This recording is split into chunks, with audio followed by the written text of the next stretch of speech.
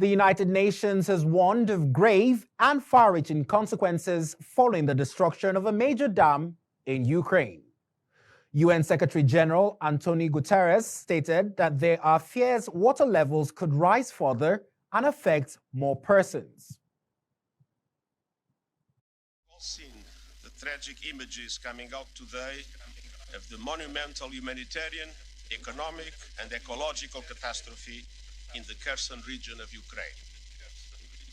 The United Nations has no access to independent information on the circumstances that led to the destruction of the Kakhovka hydroelectric power plant dam.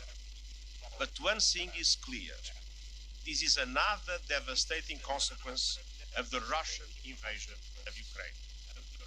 And we are seeing the effects in the city of Kherson, the town of Nova Kakhovka, and 80 other towns and villages along the DNIPRO river. Massive flooding, large-scale evacuations, environmental devastation, destruction of newly planted crops. And that is threats to the highly threatened Zaporizhia nuclear power plant, Europe's largest nuclear facility. At least 16,000 people have already fled their homes, lost their homes, with safe and clean drinking water supplies at risk for many thousands more. The United Nations and humanitarian partners are rushing support in coordination with the government of Ukraine, including drinking water and the water purification tablets and other critical assistance. Meanwhile, the White House has said it is assessing reports that the blast was caused by Russia, which has been occupying the dam since last year and could not say conclusively what caused the destruction of a massive dam in Ukraine. U.S. spokesman John Kirby said it was clear that the destruction of the dam on the DNIPRO River that separates Russia and Ukrainian forces in southern Ukraine had likely caused many deaths and the evacuation of thousands of Ukrainians. Kirby further stated that the damage could have a devastating impact on Ukraine's energy security. We've been closely monitoring the impacts of that destruction, which has triggered massive flooding in Ukraine and resulted in the evacuation of, at the very least, thousands of Ukrainians.